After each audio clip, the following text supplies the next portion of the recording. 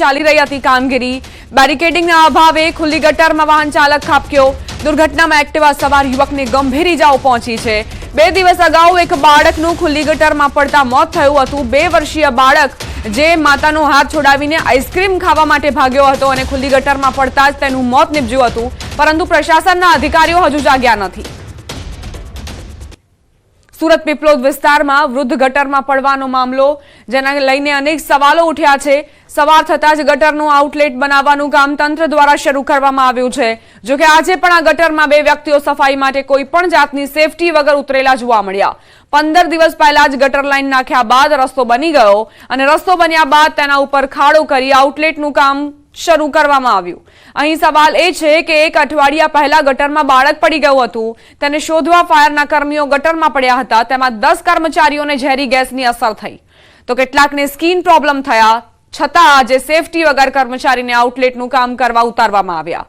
આટલી ઘટના બન્યા છતાં પણ મહાનગરપાલિકાનું તંત્ર કોઈ જ વસ્તુની ગંભીરતા સમજી કેમ નથી રહ્યું, તે એક મોટો સવાલ છે। શું હજુ ફરી એક મોટી ઘટનાની રાહ જોવામાં આવી રહી છે?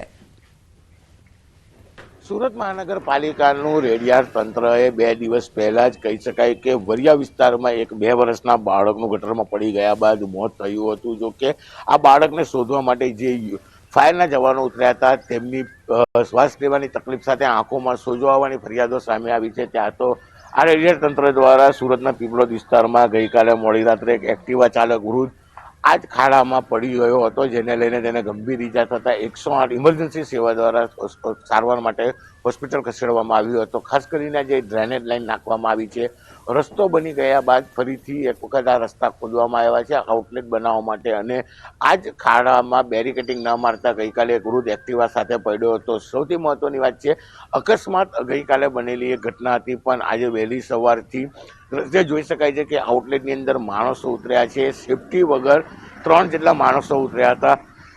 કહી શકાય છે કે એક માણસ બહાર આવી ગયો છે અને અત્યારે પણ આની અંદર 3 જેટલા માણસો કામ કરતા જોવા મળી રહ્યા છે। એટલે કે ડ્રેનેજ લાઈન છે, એની અંદર ગેસ બનતો હોવા છતાં પણ એક પછી એક અંદર માણસો ઉતરીને કામ કરતા જોવા મળી રહ્યા છે। દ્રશ્યમાં જોઈ શકાય છે 1 2 નહીં પણ 4 જેટલા વ્યક્તિઓ અંદર ઉતરેલા જોવા મળી રહ્યા છે। એટલે કે ગટરમાં બાળક પડી ગયા બાદ તંત્રએ જાગવું જોઈએ અને આ ડ્રેનેજમાં ઉતરેલા વ્યક્તિઓને સેફટીના સાધનો આપવા જોઈએ, પણ તંત્ર દ્વારા કોઈ પણ સુવિધા કરવામાં નથી આવતી, જેને લઈને ગઈકાલે એક વૃદ્ધનો બચાવ થયો હતો, પણ આજે 4 જેટલા વ્યક્તિઓ આ ડ્રેનેજમાં ઉતરીને કામ કરતા જોવા મળી રહ્યા છે।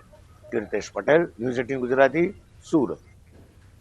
સુરતથી જ સમાચાર। વરિયાઓમાં કેદાર ગટરમાં ગરકાવ થવાનો મામલો। ગટરમાં શોધખોળ માટે ઉતરનારા 11 જવાનને ગેસની અસર થઈ। 2 કર્મીઓને શ્વાસમાં તકલીફ અને આંખે સોજા આવ્યા તો કેદારને શોધવા ફાયર જવાનો ઉતર્યા ત્યારે ગટરમાં સાપનો પણ સામનો કરવો પડ્યો હતો। વરિયાઓમાં વરસાદી પાણીની લાઇનમાં પડી ગયેલા 2 વર્ષના કેદાર વેગડને શોધવા માટે 70 થી વધુ જવાનો કમર સુધીના પાણીમાં ઉતર્યા હતા। આ પૈકીના 11 કર્મીઓને ઝેરી ગેસ અને ગંદા પાણીની નાની મોટી અસર થઈ છે। એક અધિકારીને મગજ અને હાર્ટ સુધી ગેસની અસર થતા રજા મૂકીને સારવાર હેઠળ તેઓ દાખલ કરાયા છે।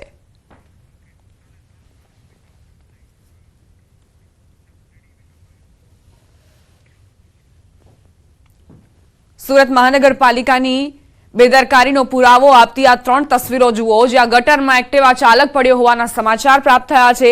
બીજી તરફ 6 ફેબ્રુઆરીની ઘટના સામે આવી, જ્યાં ગટરમાં બાળકનું મોત થયું, તેને બહાર કાઢવા માટે જવાનોએ જહેમત ઉઠાવી, અને આ તરફ 5 ફેબ્રુઆરીએ ગટરમાં રિક્ષા ખાબકી હતી, તેના સીસીટીવી ફૂટેજ પણ સામે આવ્યા છે। વારંવારની ઘટનાઓ છતાં પણ મહાનગરપાલિકાના અધિકારીઓને અને કર્મચારીઓને સમય નથી કે તેઓ બરાબર રીતે કામગીરી કરે। જે જવાનો ગટરમાં ઉતર્યા હતા બાળકનો જીવ બચાવવા માટે, તેમને પણ સેફટીના સાધનો સાથે